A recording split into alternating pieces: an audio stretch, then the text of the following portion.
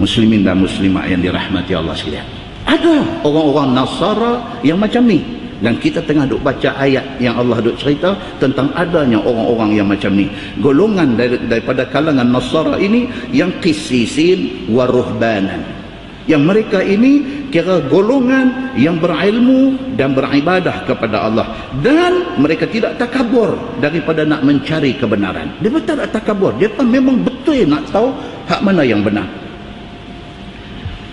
Seperti takabur Yahudi dan orang-orang Makkah. Macam mana orang Yahudi takabur. Muslimin dan muslimat yang dirahmati Allah sekalian, dia kata turun ini ayat kepada jamaah Raja Najasyi, negeri Habasyah, yang datang daripada Habasyah. Habasyah ni di mana tuan-tuan? Ethiopia. Ethiopia ni di mana? Kan?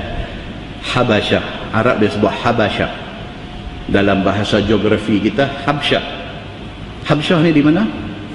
Ethiopia. Ethiopia ni di mana? Afrika kah? Di Latin America. Di Afrika. Daripada zaman Nabi SAW dulu sudah ada nama Habasyah ni. Dan dia menjadi lebih popular pasal apa tuan-tuan? Pasal ada satu raja dia dipanggil Raja Najasyi. Dia ni apa istimewa dia Najasyi ni? Sebelum kita sambung baca sikit ni, apa istimewa Najasyi ni? Dia raja besar yang memerintah Habasyah, dan dia satu orang yang sangat berpegang dengan Nasrani. Nabi SAW tahu tentang Najasyi ini. Apabila Nabi diutuskan menjadi Nabi di Mekah, orang start do ikut Nabi. Orang start do ikut. Zaman awal Islam tuan-tuan, Allahu Akbar, penindasan dan kezaliman yang kena ke atas orang-orang yang ikut Islam ni cukup dahsyat, termasuk Nabi SAW sendiri. Figure-figure yang dizalimi secara ekstrim, insya-Allah kita nanti baca di Masjid Simpang 4 Pematang Buluh dalam kuliah yang akan datang. Dia akan main ni satu-satu nama ni. Satu-satu nama ni. Kita akan tengok seorang-seorang ni apa yang mereka kena. 3 beranak ni, Ammar, Yasir, mak dia Sumayyah, apa mereka kena. Dan timai dalam ayat yang kita nanti baca di sana. Benda ni berlaku di depan mata Nabi SAW. Nabi sebagai Nabi dan sebagai pemimpin kepada agama Islam yang dibawa ni, Nabi tak boleh tengok benda ni. Nak tolong tak boleh, nak menghalang tak boleh. Hati Nabi tak boleh tahan tengok orang-orang yang ikut Islam duk kena ni. Nabi tak boleh tahan. Maka Nabi propose, Nabi cadangkan supaya orang-orang Islam pada zaman tu yang baru-baru masuk Islam yang duk kena, Nabi suruh hijrah keluar daripada Mekah pergi ke Habasyah. Pasal apa Nabi pilih Habasyah? Pasal apa? Pasal Nabi tahu raja yang memerintah Habasyah pada masa tu nama dia Najasyi, dan dia ni satu orang raja yang cukup ikut Injil asal.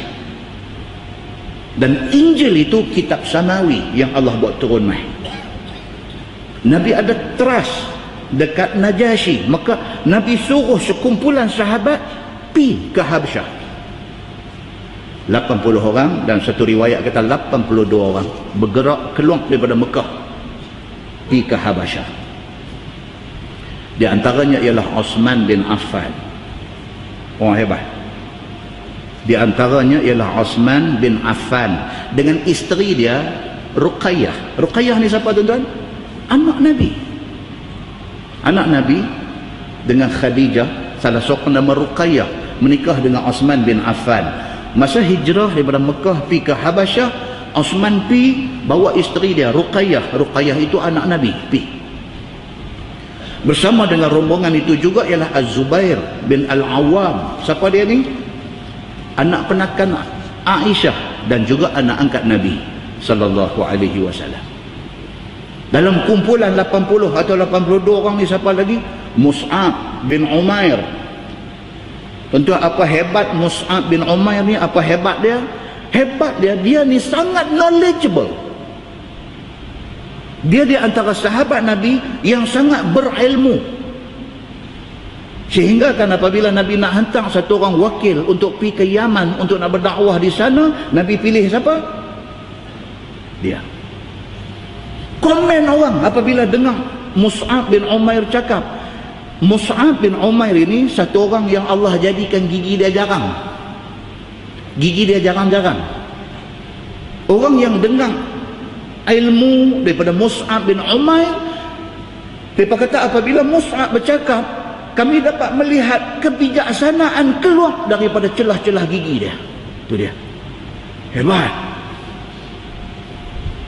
Dia bercakap ni, power cakap dia tu, orang yang dengar ni kata, kami seolah-olah nampak kebijaksanaan keluar di celah-celah gigi dia. Ini golongan sahabat yang duduk dalam kumpulan 80 ataupun 82 orang yang pergi ke Habasyah ini. Quraisy apabila dengar Nabi hantar sahabat-sahabat dia 80 orang ini pergi ke Habasyah, mereka pintah. Mereka pintah. Mereka hantar Amru bin Al-As dan juga Abdullah bin Abi Rabi'.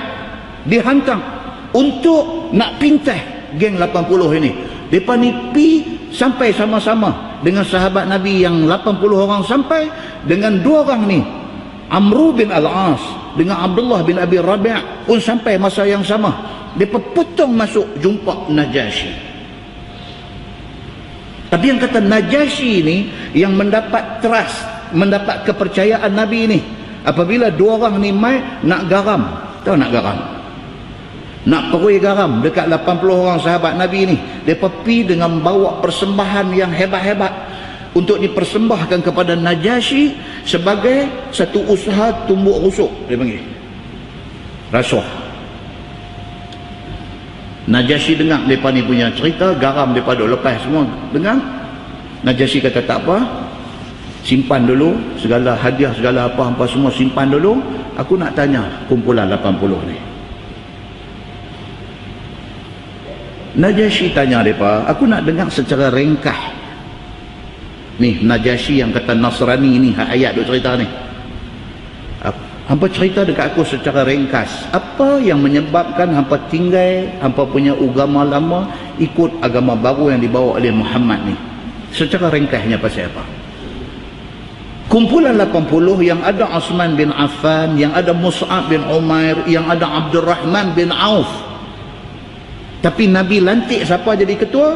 Nabi lantik Ja'far bin Abi Talib, ataupun dipanggil Ja'far At-Tayyar. Sekali mai cerita dia ni pula. Dia ni jadi juru cakap, menjadi wakil Nabi kepada kumpulan 80 ni. Dia ketua. Ja'far bin Abi Talib bangkit, dia kata dekat Nabi, dia kata dekat Najasyi, raja pemerintah Habasyah ni. Dia kata, tuanku, kami merupakan kelompok manusia yang selama ni sembah patung. Dia kata, kami makan bangkai,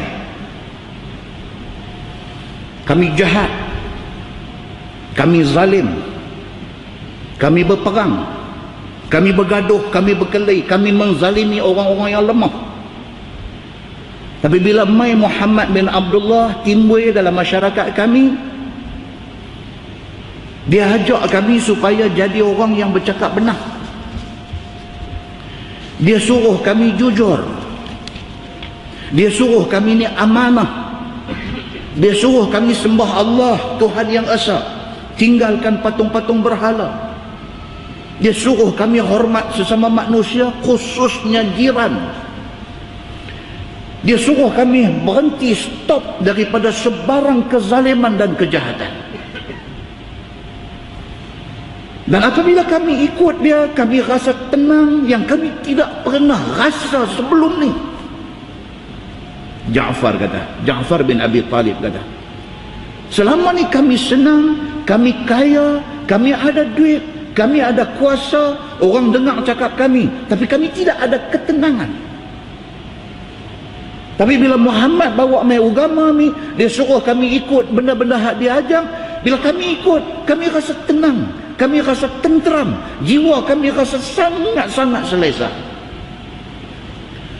Tapi malangnya, Ja'far kata, dia tunjuk ni dua Abdul ni.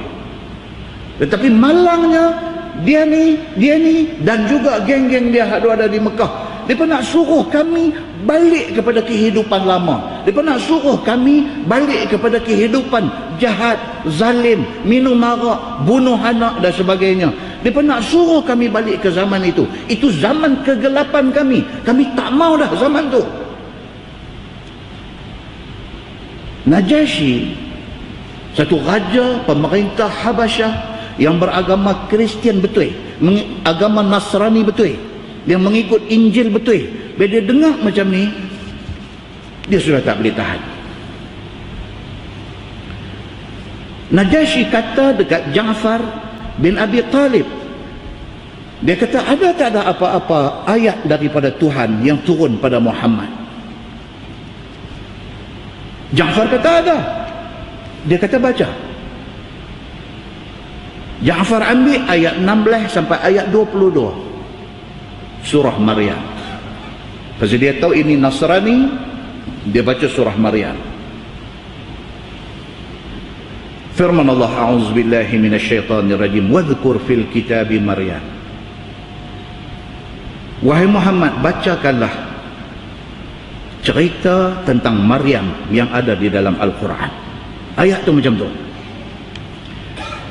Izin tabazat min ahliha makanan syarqiyah. Ingatlah ketika mana Maryam memencilkan diri dia daripada keluarganya ke satu tempat di sebelah timur. Dia baca ayat tu. Nak kisah ke Maryam ni yang mengandung tanpa ada suami. Tiba-tiba bila dia mengandung, orang pandang serong kepada dia, orang mencemuh dia, maka Maryam bawa diri dia pergi duduk di satu tempat yang jauh, duduk memencil diri.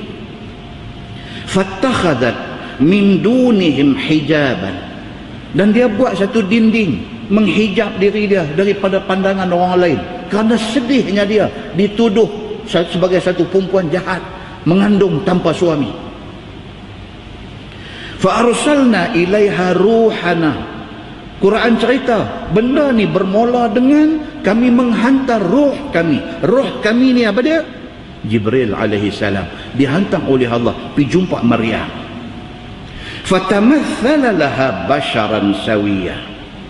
Jibril mai dengan rupa satu orang laki-laki yang handsome dan segar. Mai jumpa Maryam. Qalat inni a'udzu birrahmani minki, a'udzu birrahmani minka in kunta taqiyya. Bila Jibril mai rupa satu laki-laki handsome, Maryam bila tengok dia takut. Dia kata, kalau engkau betul-betul laki-laki yang bertakwa, dia kata, tolong jangan kamu buat apa-apa dekat aku. Aku minta berlindung dengan Allah Tuhan Ar-Rahman daripada gangguan hang laki-laki kalau hang jahat. Tapi kalau hang orang yang bertakwa, jangan buat apa kat aku. Itu Maryam, wanita yang cukup suci dan baik. Qala innama ana rasulu rabbik. Jibril atas rupa manusia handsome ni, Jibril kata apa? No. Jibril kata, aku utusan Tuhan kamu. Aku bukan orang jauh sekali aku nak niat jahat. Aku utusan Tuhan kamu. Li ahaba laki ghulaman zakiyah. Aku dihantar Allah untuk nak bagi kepada kamu satu anak laki-laki yang baik-baik. Qalat anna yakunu li ghulam. Maryam kata, macam mana saya nak dapat anak? Walam yamsasni bashar, sedangkan tidak ada satu laki-laki pun pernah sentuh aku. Macam mana aku nak mengandung? Macam mana aku nak dapat anak? Aku tak pernah menikah, tidak ada satu laki-laki pun pernah tempuh aku. Walam aku bariyah, dan aku sekali-kali tidak pernah teringat nak jadi perempuan jahat. Maryam kata, qala kadzalik qala rabbuk huwa alayya hayyin. Jibril kata, no, urusan nak bagi hang mengandung tanpa menikah, tanpa ada laki-laki sentuh hang, Ini urusan mudah bagi Tuhan. Tuhan boleh bagi hang mengandung tanpa kahwin, tanpa ada orang laki-laki sentuh. Walinaj'alahu ayatan linnas. Tuhan akan bagi hang mengandung tanpa kahwin, tanpa ada laki-laki sentuh, sebagai nak tunjuk tanda kekuasaan Tuhan. Wa rahmatan minna, dan sebagai satu rahmat daripada sisi Tuhan. Wa kana amran maqdiya. Jibril kata lagi pun benda ni hang tak usah kata mau, tak usah kata tak mau. Ini perkara yang sudah diputuskan oleh Allah. Allah sudah putuskan Maryam binti Imran, kamu akan mengandung tanpa ada laki-laki yang sentuh kamu. Kamu akan lahirkan satu anak laki-laki yang cukup istimewa, dan anak itu akan dilantik menjadi Nabi, dan dia akan turun last sekali untuk sempurnakan tugas dia, membunuh Dajjal. Ini benda maqdiyah, benda yang sudah diputuskan oleh Allah. Bila Ja'far bin Abi Talib baca ayat ni, cerita pasal Maryam ni, Najashi, Raja Habasyah yang dengar ni, air mata merambut turun. Dia kata, Masya Allah, dia kata, tidak lari sikit pun daripada yang aku duk baca di dalam Injil aku. Dia kata. Terus Najashi beralih dekat dua Abdul ni, Amru bin Al-As dengan Abdullah ibn Rabi'. Ni dua-dua ni pun kemudiannya masuk Islam juga, tapi masa ni belum Islam. Najashi beralih kat dua orang ni, dia kata, hampa boleh belah. Aku tak ada masa nak dengar hampa punya cerita semua. Aku memberi pelindungan kepada 80 orang ini. Ini Najashi, muslimin dan muslimat yang dirahmati Allah sekalian. Hebatnya apa dia? Dalam sebuah hadis riwayat daripada Jabir radhiyallahu an, dia kata qala Nabi sallallahu alaihi wasallam hina mata Najashi, mata al-yawm rajul salih faqumu fasallu ala akhikum ashamah. Hadis itu hadis sahih riwayat Al-Bukhari. Kata Jabir radhiyallahu anhu, pada hari kematian Najashi. Najashi mati di mana? Di Habasyah no. Nabi duk ada di mana? Nabi duk ada di Madinah. By the time Najashi mati, by that time Nabi kata kepada sahabat nak duduk depan ni, Nabi kata matal yaum rajulun salih. Nabi kata hari ini telah mati seorang laki-laki yang saleh. Nabi kata faqumu, Nabi kata bangkit semua, bangkit. Fasallu ala akhikum, mailah kita sembahyang untuk saudara kita yang mati ini. Tuan-tuan, masa tu tidak ada WhatsApp group, tak ada Telegram, tak ada Facebook, tak ada apa juga media sosial, tak ada pada masa tu. Hatta telefon pulih tu pun tak ada lagi pada masa tu. Siapa bagi tahu dekat Nabi? Allah hantar Jibril alaihi salam mai habang dekat Nabi Muhammad, hari ini Najashi meninggal dunia. Nabi terus habang, pada hari ini seorang laki-laki yang saleh telah meninggal dunia. Bangkit, kita sembahyang untuk dia. Ini Najashi. Cuba kita sambung kitab tu. Dia kata turun ini ayat kepada jamaah Raja Najashi, iaitu Raja Negeri Habsyah yang datang daripada Habsyah. Ini cerita dah habis selesai kita cerita tadi. Rombongan daripada Habsyah mai pula jumpa Nabi sallallahu alaihi wasallam bersama dengan Ja'far bin Abi Talib, balik daripada Habsyah mai bersama. Maka baca Nabi sallallahu alaihi wasallam atas mereka itu, atas rombongan Nasara daripada Habsyah ini, Nabi baca pula surah Yasin. Bila depa mai daripada sana, tadi Ja'far bin Abi Talib pergi baca surah Maryam depan Najashi. Bila Ja'far nak balik mai, depa balik mai tu tak balik Mekah dah, depa balik ke Madinah sebab Nabi sudah hijrah pada masa tu. Depa balik mai ke Madinah, rombongan yang mai ni 70 orang daripada sana. Bila sampai depan Nabi, Nabi baca surah Yasin kepada depa ni. Maka menangis mereka itu. Ni dalam ni kata. Dan juga Islam mereka itu semuanya. Bila depa mai 70 orang ikut Ja'far bin Abi Talib mai, sampai-sampai Nabi baca surah Yasin. Depa dengar-dengar bergerigih hati depa. Menangis terisak-isak. Masuk Islam semua 70 orang. Dia nak habaq ni apa dia? Nak cerita ayat tadi ni yang Allah Subhanahu wa taala kata orang Nasara ni lebih lembut hati, lebih mudah untuk nak terima Islam. Pasal apa? Pasal agama mereka dengan Islam dia duk berjumpa banyak persamaan, maka mudah bagi mereka untuk nak terima Islam.